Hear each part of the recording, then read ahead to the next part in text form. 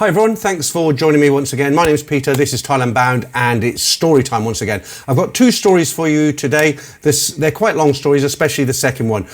If you remember last week, if you're a regular viewer, I told a story from memory that I called the 7-Eleven girl. That was a story, and that kind of went down quite well. So I've been kind of racking my brains and thought, well, let's tell a few stories from memory if I can remember some of them, and I can remember one in particular.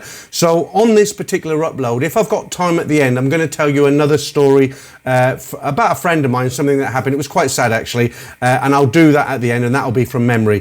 Before we get into the stories, one other thing I just want to mention really quickly. I do get quite a few people write in and say, look, the glare on your glasses puts me off. It's very difficult to watch you. I understand. I get it. And I have been out to several opticians here in Thailand. I've tried to get the glasses. There's a treatment they can do, but they just don't get it. And I haven't been able to do it.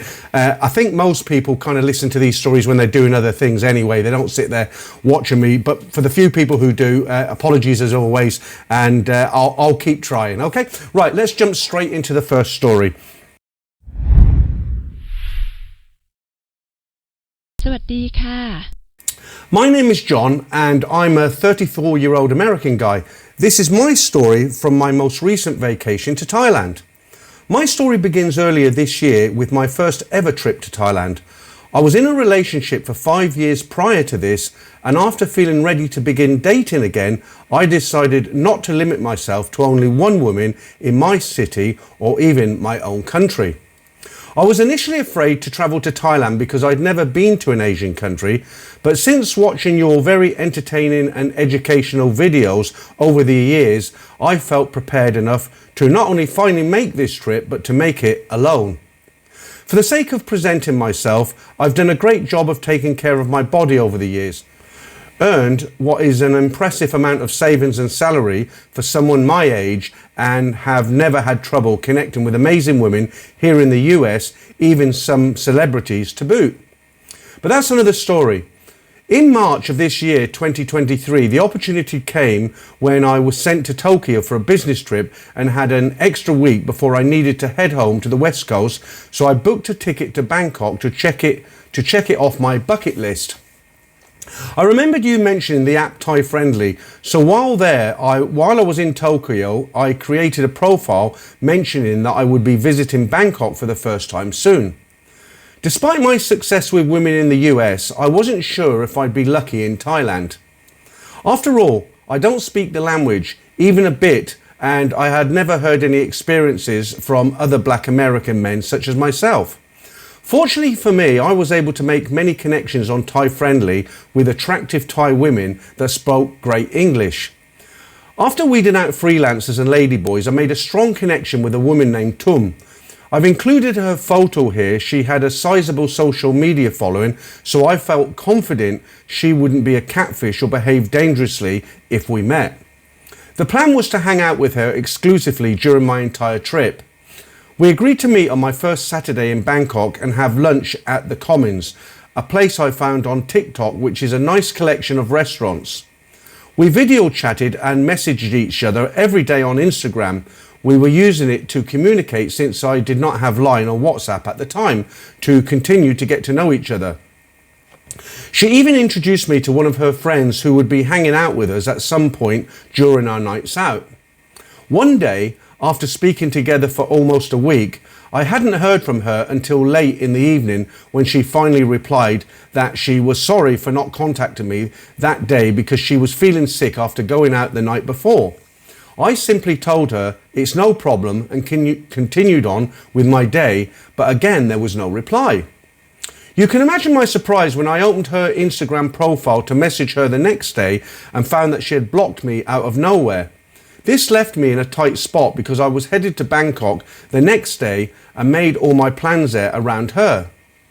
I decided I would figure it out once I arrived, but for now, nothing could be done.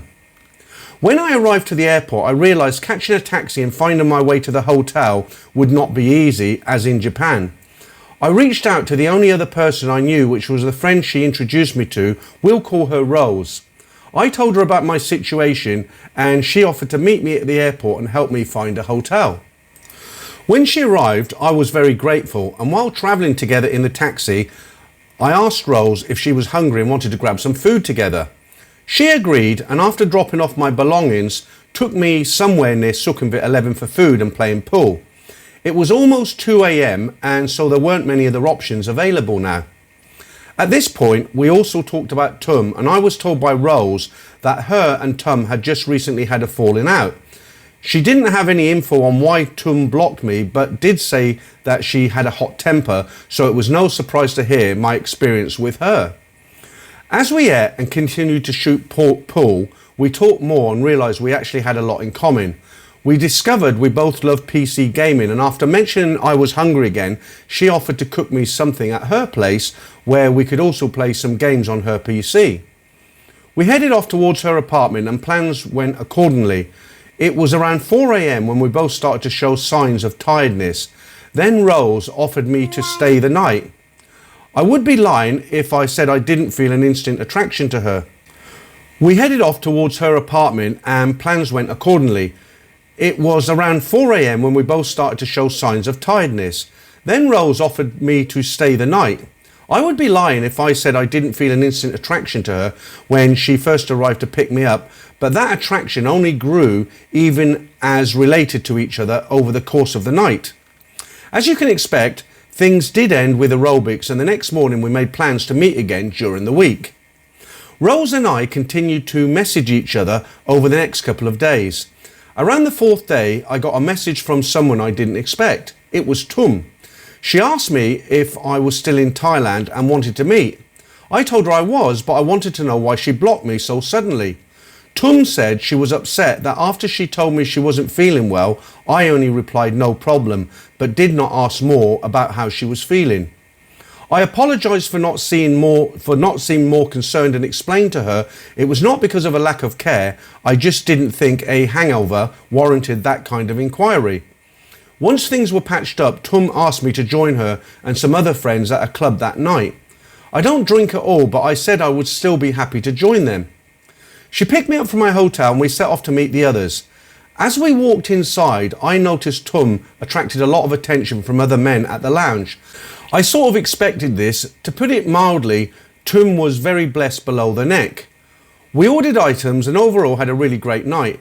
Tum was as fun and sweet as she had been when we first began talking. One of our plans for the week was to watch a Thai horror movie together because I heard they were even better than Japan's. So with the night winding down, we went back to my place. We were pretty far into the movie before one thing led to another and another thing led to the bedroom. The aerobics were easily one of the best and most memorable experiences I've ever had, and well worth the dramatics she stirred up. The following day, I realised I had a problem. I was now between two ex-friends, not sure how long I would be able to keep this up without letting each other know. When Rose invited me over to play games again later that evening, I decided I would tell her then.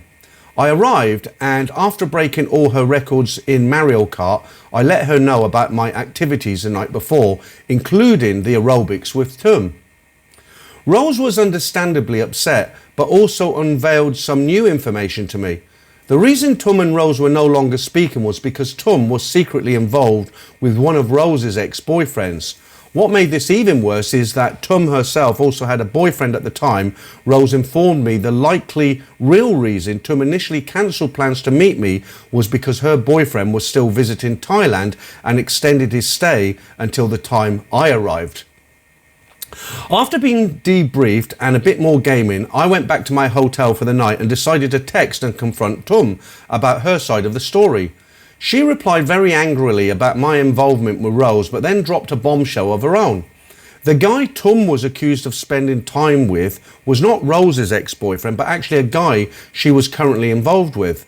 Tum denied ever being intimate with this guy, but at this point I could trust neither of them fully. Tum eventually blocked me again, and after a couple of days in Bangkok to myself, I returned home to the US. About a week into my return, Rose sent me an Instagram message with a link saying Tum's boyfriend had found out about our activities and, in relation, released a revenge aerobics video on social media. All in all, amongst the insanity, I was able to see a lot of really beautiful sights in Thailand, eat delicious food, enjoy art exhibitions and explore the temples. I truly did enjoy my time there, and if I learned anything, I know to be a lot more careful of getting wrapped up in other people's drama and run fast at the first flag. Well, there you go. That's one of those stories. You always find guys who come out here for the first time, they fall into a lot of these traps, and once they've been out, a few times, then they get to learn their ropes, and they don't have any further problems. But these girls, it's the same old story. If you're dating these kind of girls, you're going to have all this drama going on, so you just take it with a pinch of salt. Okay, let's jump straight into story number 2, and this is quite a long story and quite interesting as well. Hope you're going to enjoy this one. I have been going to Thailand since 2000. My first trip was to Phuket. Not much happened that I can remember.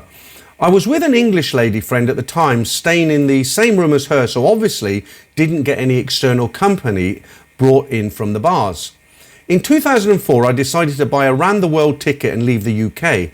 I bought a round the world ticket for Thailand, Indonesia, Philippines, Hawaii, Australia, New Zealand, Fiji, and a few other places. It was that long ago I can't remember the rest. My first stop was Thailand, and I never left. I was staying in Bangkok for the first time. Hot as hell, the hotel was dirty, cockroaches everywhere, it was not very nice. I was starting to really dislike Bangkok. The rotten smell on the streets of rotten rubbish, rats running around everywhere, rubbish just sprawled out over the streets.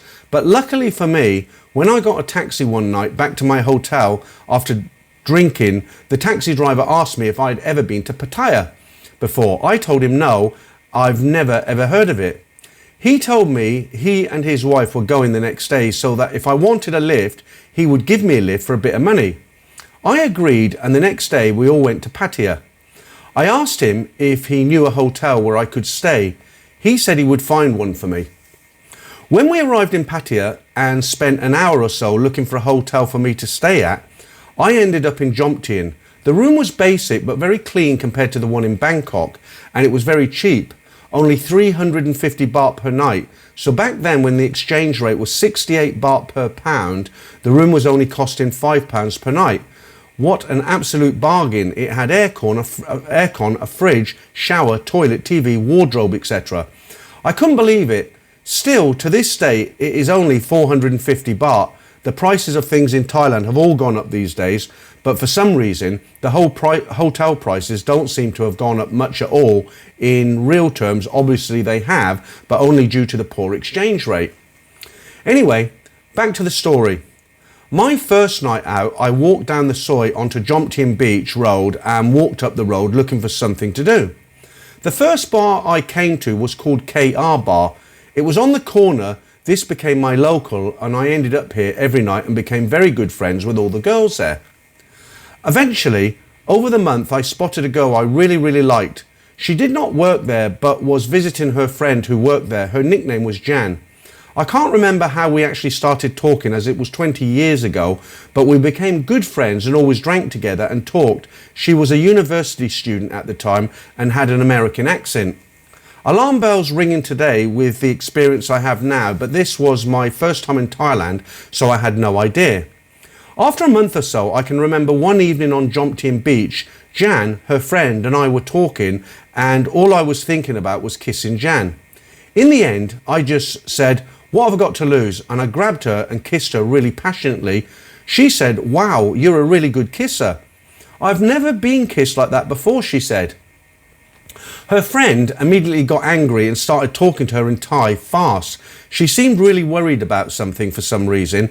I just thought it was a Thai thing, i.e. not to kiss in public. Anyway, Jan and I became boyfriend and girlfriend. I left the hotel and paid for an apartment to rent down one of the sois. I would continue to go to KR Bar, living the dream, drinking a full bottle of Jack Daniels every night.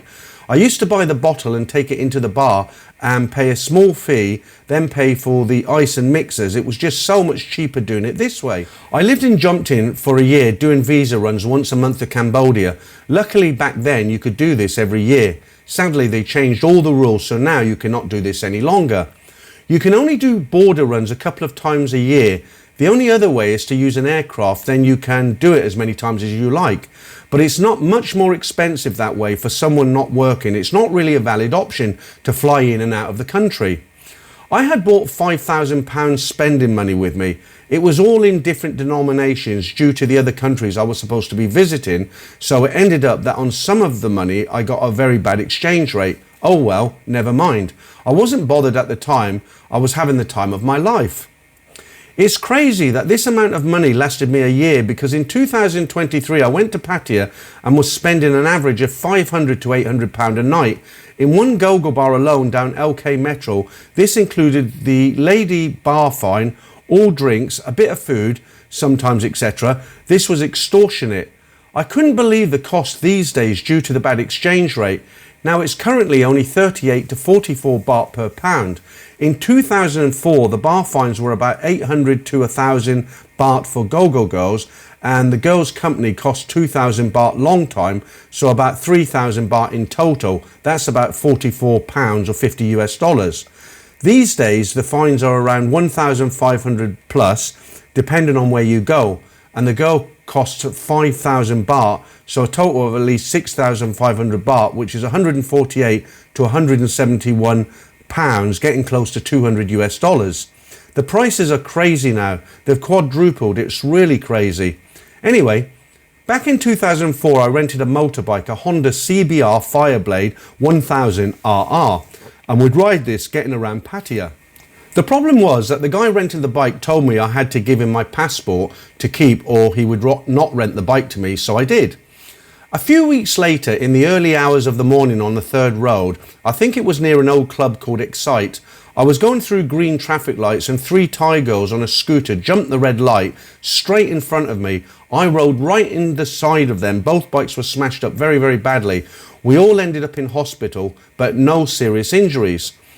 At the scene, when the police arrived, they said I would be paying all the bike damages and hospital fees. I was like, what the hell? This wasn't my fault. There were even witnesses, both Farang and Thai, telling the police it was the girl's fault. But the police just said no, he Farang, he can pay. I had very limited funds by now, and as the bike renter had my passport and refused to give it back until the bike was fixed, I was completely screwed. I had to call my parents back in the UK for help, and they sent me the money for the repairs and hospital fees. It was a very large amount. My parents had saved up this money for me my entire life since I was a child, so I would be able to get a deposit on a house. These Thai girls had just taken the whole lot from me due to their stupid red light jumping. I have no respect for the police now either, none whatsoever. Any chance they get, they will jump all over Farangs. Many times I've seen 20 to 30 Thais ride past police on scooters with no helmets. Then one Farang without a helmet tries, he gets stopped immediately and fined. Anyway, after this incident, I was broke, no money, so I had to go back home to the UK.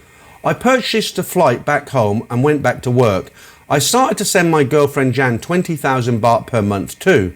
I continued to travel twice a year to be with her. This went on for years until she started getting a bit funny for some reason. Her attitude towards me changed. In the end, we broke up.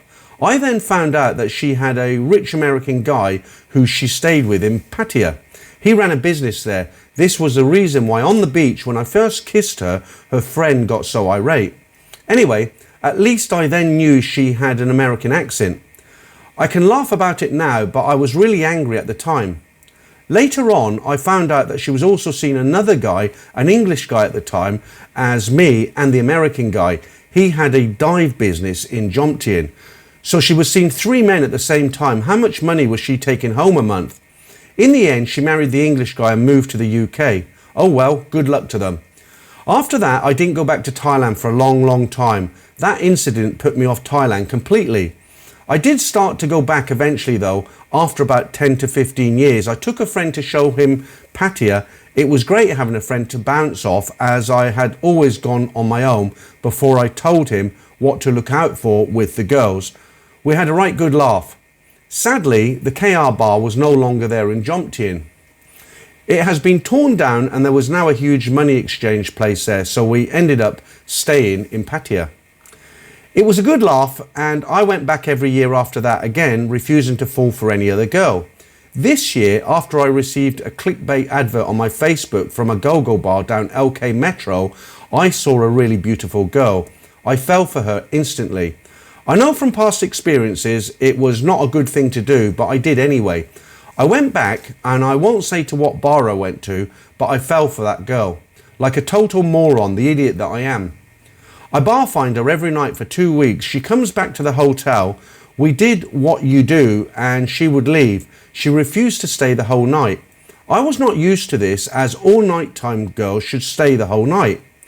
I was paying her 5,000 baht every night for a long time, so I obviously wanted her to stay all night, but she refused. I didn't want to cause a scene at the bar, as I had fallen for her big time, and I wanted her to be with me as much as possible during my holiday, so this carried on for 2 weeks.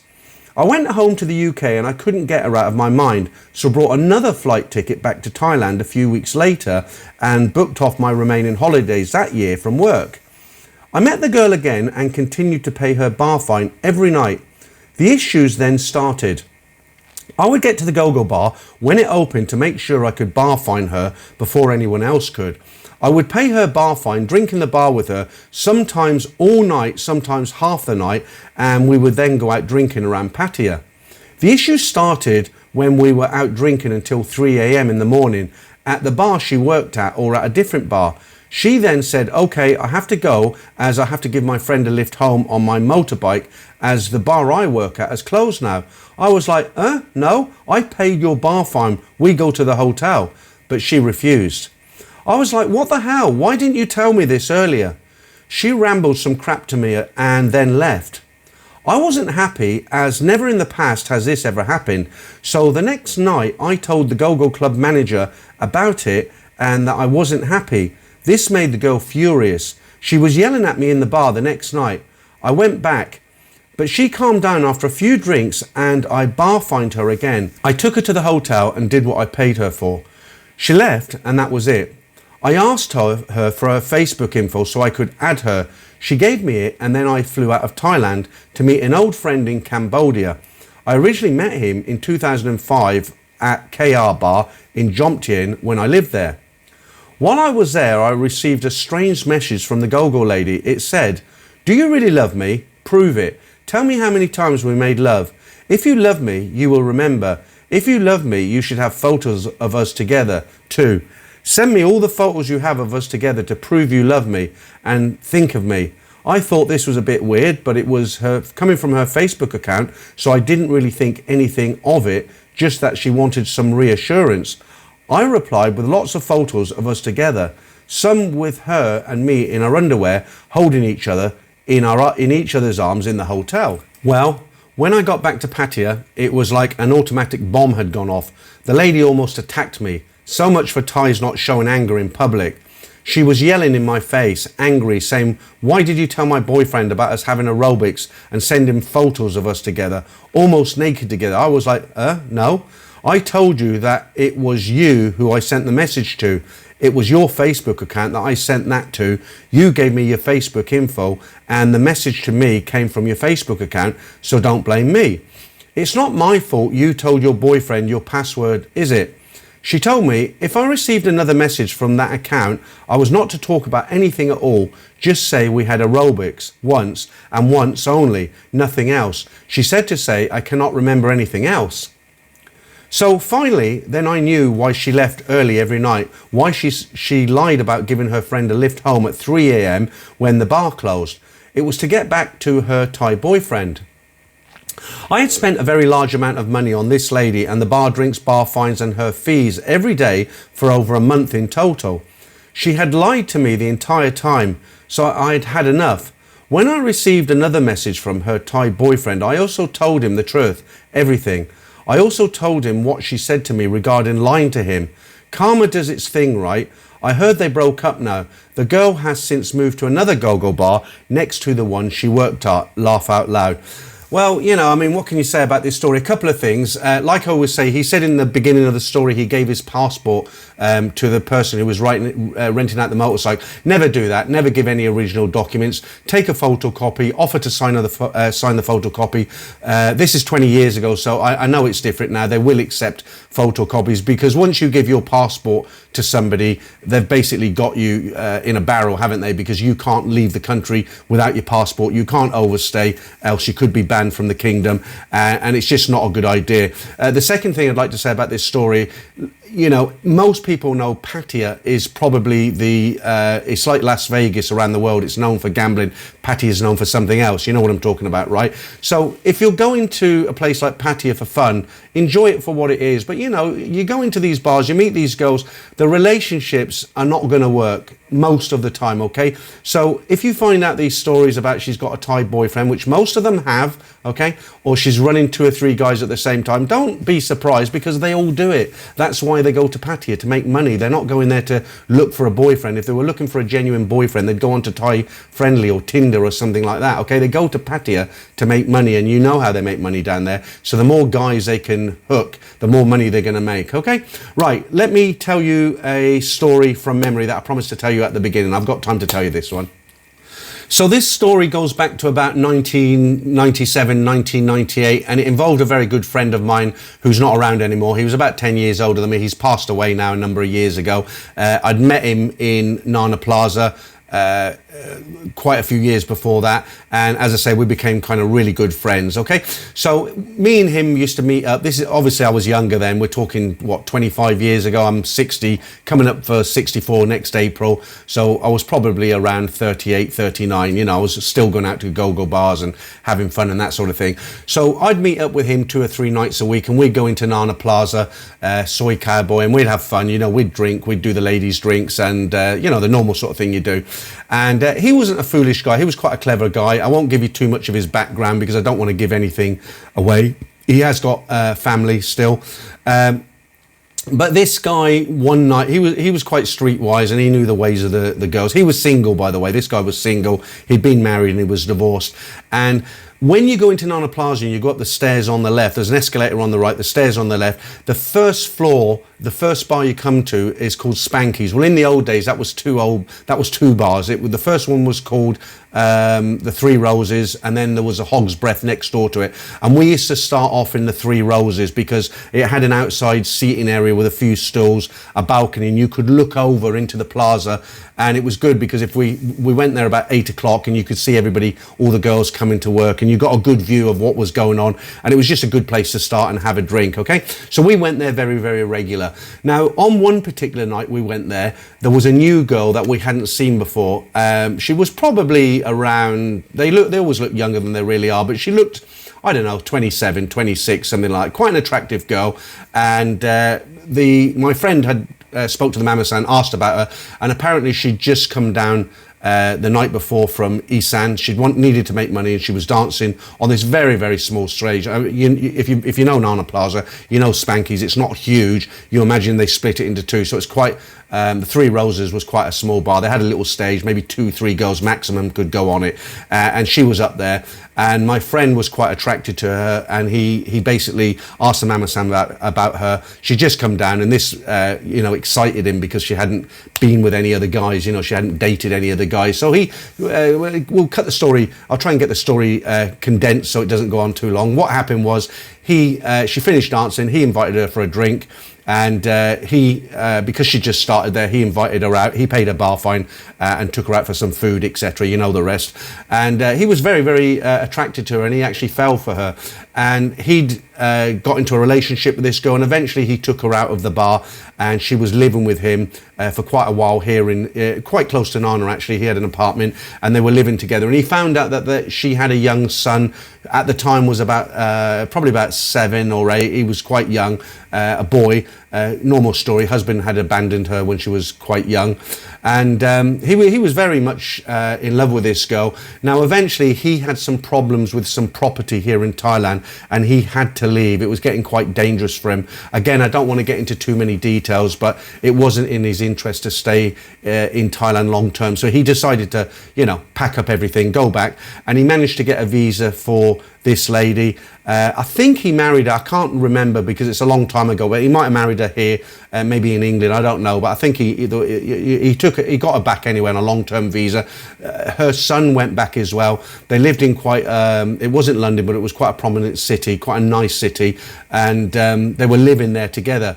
Now, in the meantime, and I only found this after he'd passed away, but what he'd done when he was living together in the UK with this girl that he'd met in the Three Roses and her son, and they were all, you know, living happily ever after, as they say.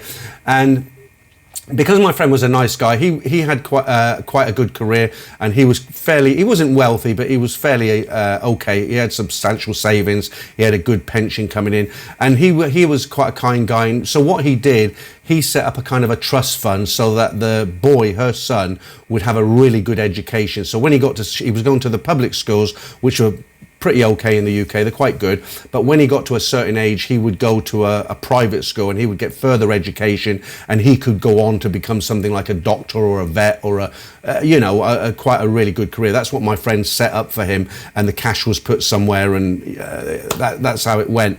And he purchased quite a substantial house. At the time was worth about £400,000, $450,000 so a nice house. He had quite a substantial sum in the bank, and so she was set up. You know, her son was due to have a good education, and everything was looking good. And eventually what happened was, unfortunately, this guy passed away. He got cancer and he died. I went to his funeral, and he'd left his partner, the girl from the Three Roses, sitting in a very nice position. She had a house that there was no mortgage or rent on. The boy her son was set up for a good education. There was money in the bank, and she was quite comfortably left off. So what happened after that? Well, she sold the house. She took all the money out of the education fund that my friend had left. So she cleared out that account for the education. She spent all the money from his account, sold the house and got cash for that, came back to Thailand, and she went back to her village. She bought a house, she bought gold, she was splashing the cash. She bought a pickup truck, and she was just, she was buying everything for everybody, and she was, showing off basically in the village. And eventually, if you haven't got an income stream coming in, your money's going to run out however much you got, unless you're very shrewd. If you're buying pickup trucks and gold, it's not going to last forever, and buying bottles of drink and all sorts, going out, taking your friends on nights out. So the money ran out, and it was only probably 3 years after she got back to Thailand that I'd heard that she was working in a bar in Soi 22, a kind of hostess bar. She'd lost her looks a little bit. She was now kind of over 30, so she wasn't looking as young, and all the money had gone, and she ended up where she began. She was working in another bar. And it's just so sad, because my friend had set her up. She could have had a great life. Her son could have had a great education. She just couldn't handle all the money, came back, blew the lot, and ended up where she started again, in a bar. So for us, it's very hard to understand. I can't say anything more than that. I actually told this story in one of my early videos. The stories I'm telling you on a Saturday, every Saturday. Well, one that I read out about 3 years ago from memory was this very story, but I don't think I told it so well back then, because I wasn't so experienced. So what I'll do, I'll rack my brains, and if I can think of any that I know personally, not that I've been told by somebody else, that I can remember, then I'll tag them on to the end of the stories at the end of the stories each week. That's if I can remember enough of them. Okay, but that's it for now. Once again, as always, thanks for listening to the stories. I'll be back next Saturday. If you're into the streams, 9 p.m. on a Saturday night for the regulars and 10:45 for the members. It'd be great to see you in there. They're very lively, the streams. If you're not in the streams, I'll see you next Saturday. And once again, thanks for listening.